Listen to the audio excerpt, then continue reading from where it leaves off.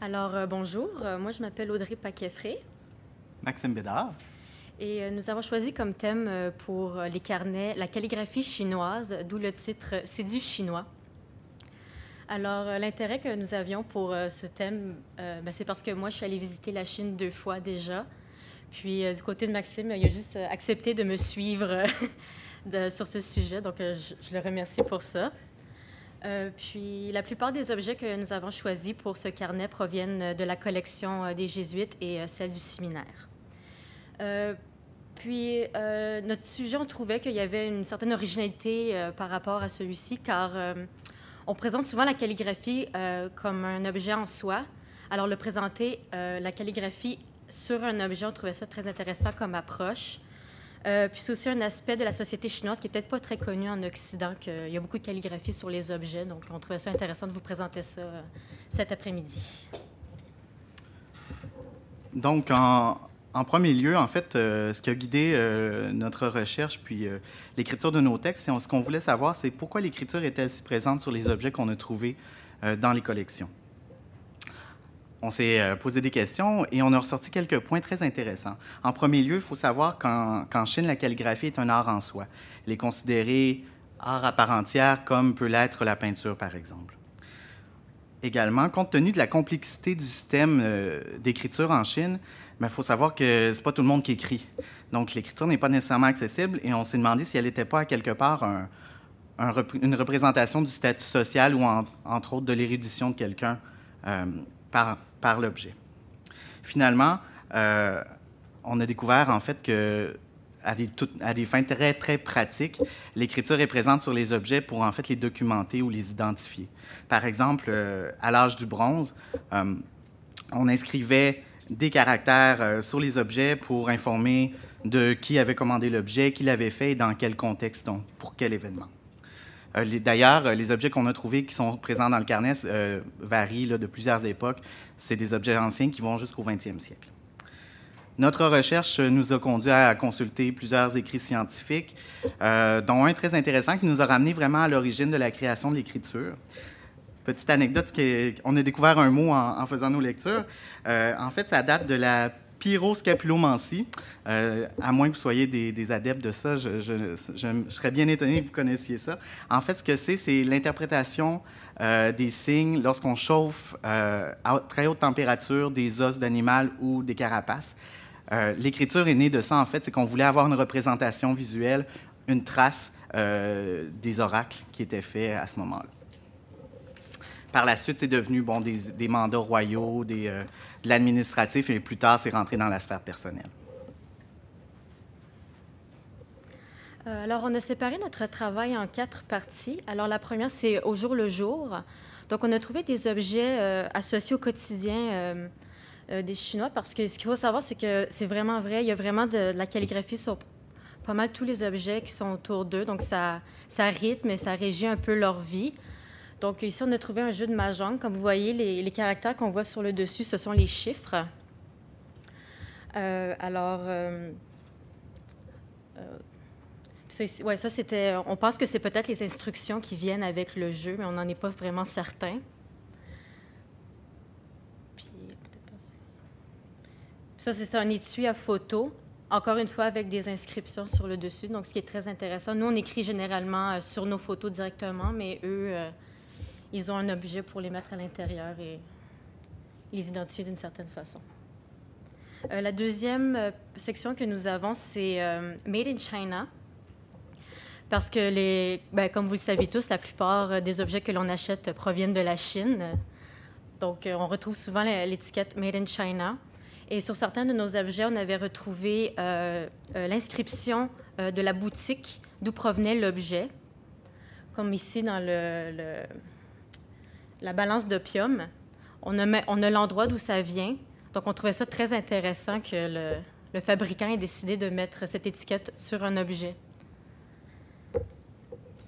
Et ça prouve aussi que, comme dans ce cas-ci, la poupée, c'est pas tout à fait une marque, c'est plus une inscription qu'on n'a pas été capable de déchiffrer. Et donc, ça prouve que la calligraphie chinoise ne reste pas simplement dans les frontières de la Chine, mais peut être diffusée à travers le monde. Tu continues. 5 minutes, bon, ça va bien.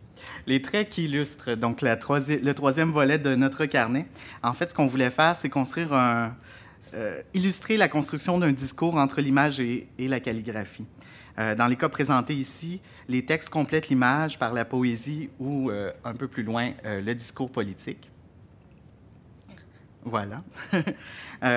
Si on vient au vase, en fait, on a une illustration vraiment classique d'un procédé artistique en Chine, soit la poésie avec l'image d'un cerisier. C'est une imagerie très, très connue.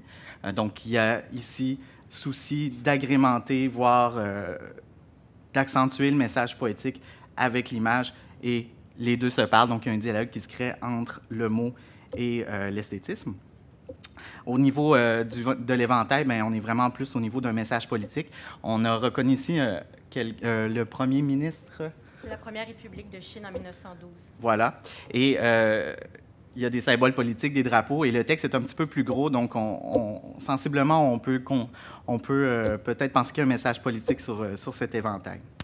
Le dernier volet de notre carnet s'appelle « Inspiration Art déco ».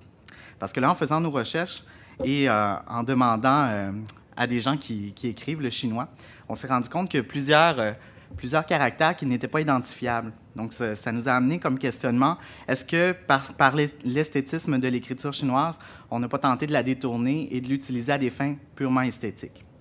Donc, à ce moment-là, ce qu'on a découvert, c'est que la variation des caractères vient vraiment enrichir la beauté des objets.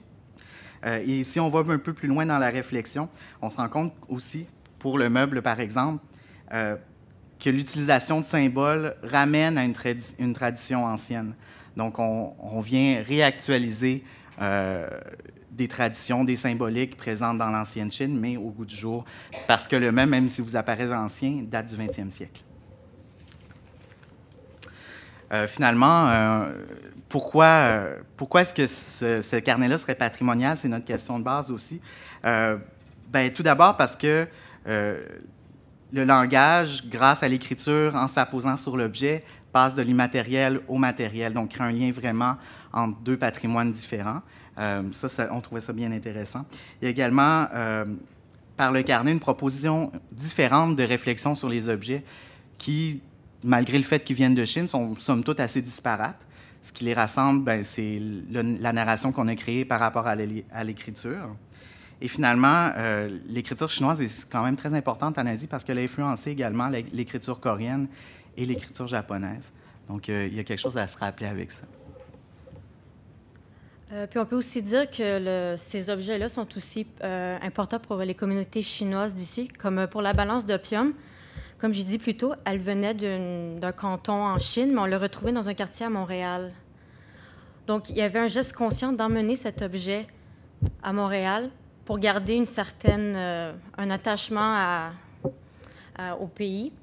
Donc, même si au départ, c'est peut-être pas la calligraphie qui fait en sorte que l'objet a été amené, la calligraphie reste quand même avec la personne, elle peut le regarder à chaque jour. Puis, j'ai aussi remarqué dans ce travail, parce que j'ai parlé avec des amies chinoises que je me suis faites quand j'étais allée en Chine pour faire les traductions puis les choses comme ça. Puis, il y avait beaucoup des symboles qu'elles n'étaient pas capables de reconnaître parce que c'est des symboles qui datent d'une certaine période. Et désormais, on apprend plus le chinois simplifié que le chinois, je pense qu'on appelle ça complexe, je me souviens plus trop du terme. Donc, je trouve ça intéressant de voir que la calligraphie, c'est peut-être un patrimoine qui est pas en danger, mais je veux dire, certains caractères pourraient peut-être être oubliés.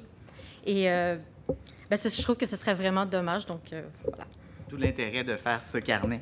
En conclusion, ce qu'on voulait retenir puis vous partager, c'est qu'on pense que ce thème-là s'intègre vraiment à la proposition du Musée de la civilisation qui est de comprendre et exposer le monde. Parce que notre proposition de réflexion, qui est à mi-chemin entre le patrimoine matériel et immatériel, rentre vraiment en compte là, avec la mission d'explication et d'exposition du monde. Voilà.